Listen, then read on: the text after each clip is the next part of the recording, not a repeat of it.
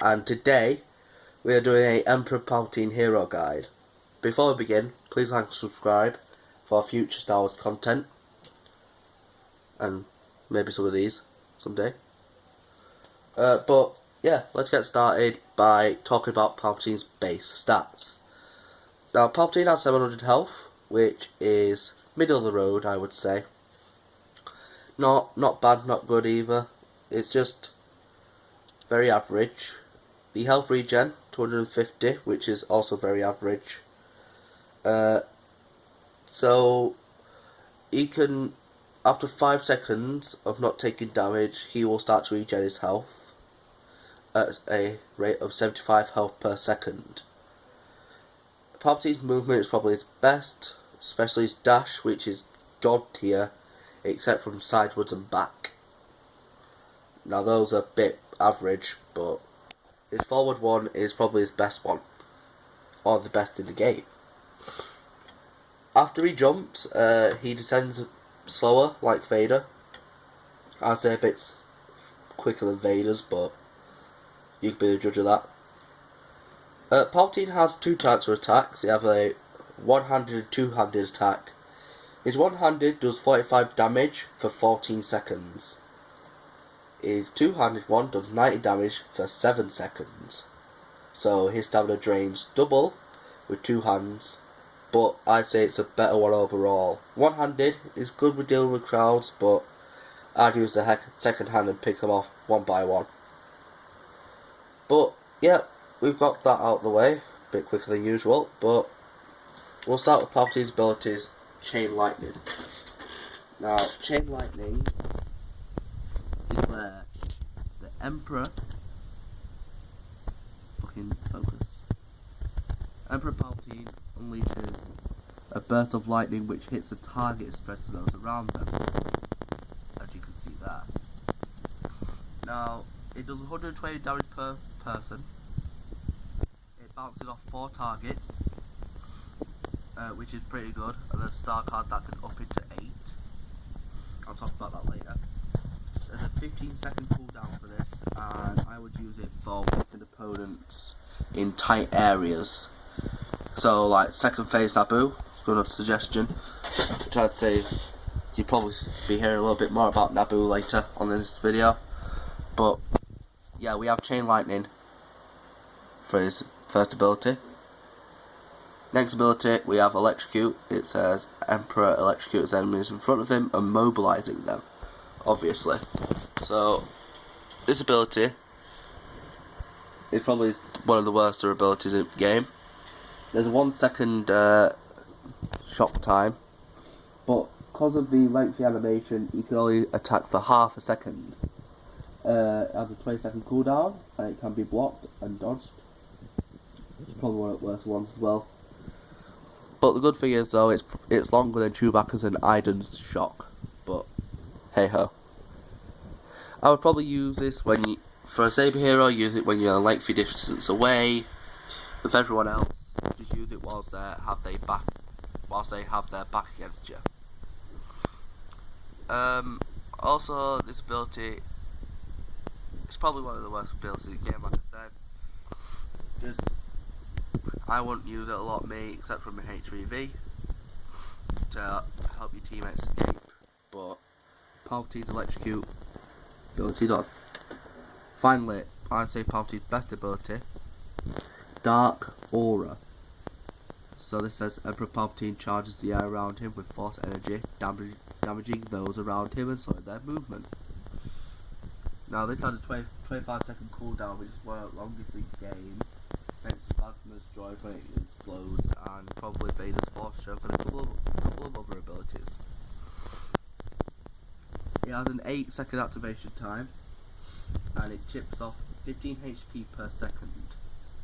People they won't be able to jump properly, and the dodge will not really be a good idea. Even though the animation is a bit long, I would advise you to use this when a hero is trying to regen their health, just to deny them of their health regeneration. But that is Dark Aura done.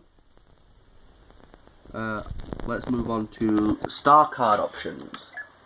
Now, these are my opinion of these star cards, but the first one I would use is Lightning Reach. Palpatine's lightning attacks have increased range, which will make him more of a longer range hero, which is probably one of his better abilities. Menacing face there. Ooh. I also use this card just because if an enemy is trying to get away from me, I can just chip off a bit more of their health and just leave them a bit more vulnerable when I come to them later. The next card I use, Show No Mercy. Now, this one states that each extra target hit by chain lightning will reduce its cooldown by 1/4 of a second to a maximum of 5 seconds. Resets when Palpatine's dead. I use this just because, I don't know, but it's probably one of the better star cards that he has. Use this onto chain lightning. It's one of his better abilities, so you want to use it a bit more often. And the reduced cooldown of 5 seconds will dramatically change the gameplay of Palpatine just for one ability. There's menacing face there, chain lightning. His final star card that I use is In Full Control. This shows that Palpatine's lightning attacks drain less stamina, 16%, which is pretty dramatic in this game. And this is like one of the other star cards in the game that I hardly take off ever. But hey ho. They're the 3 cards that I use. Some that are pretty good as well is that this one, the Rule of 2. Palpatine's two-handed lightning attack does bonus damage to those that are electrocuted, 30% bonus damage, which would be like 120 with 2 hands and something with 1 hand. I can't do calculations there. So I'd use this card sometimes, but yeah. Some other cards that he has, Amplified Aura. I'd only use this in like large scale game modes like Galactic Assault. Now this one is probably one of the better cards as well. So the ones that I use are Growing Darkness, Show No Mercy, In Full Control, Lightning Reach, or Rule of 2. Like, mix them up every now and then, get some spicy gameplay there. Yeah. Also, another star card suggestion, final one. This one that I'm talking about, Surge of Lightning. It can bounce more targets for, put it up to 8, which will be pretty good on Galactic Assault and soon to be Capital Supremacy, when Original Trilogy comes out, hopefully. Now, finally, well, actually before finally, I'm going to pick 2 maps from each era that Palpatine would be really good on, or is really good on for me. Prequel Trilogy, I have Naboo, and that's obviously pretty obvious because he's from there and it really helps. And then the next map I would say Kashyyyk, because they're more close quarters and Palpatine's better with close quarter combat. Original Trilogy, I have the Death Star and Yavin 4, and I won't really explain them. And then Sequel Trilogy, I have Starkiller Base and Ajan Kloss. So they're all the maps I suggest Palpatine on. Finally, my overview of Palpatine is that he's probably one of the most powerful people in the game right now. You can rack up some mega points with Palpatine.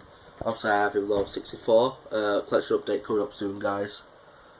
But yeah, I think that is it, guys. Thank you for watching. Please like and subscribe. This is going to be my final video until Christmas, so it's been a good year so far for me. I hope to continue this into 2020. I hope you enjoyed, my fellow Jedi and Sith friends. And remember... Oh wait, I just remembered something, guys, just before I go. Alright, I'll show you this. With this, guys, I hope you enjoy it. It's a compilation of 2 games I had on Best Spin. So I hope you enjoy. And stay tuned to my fellow Jedi and Sith friends. May the Force be with you always.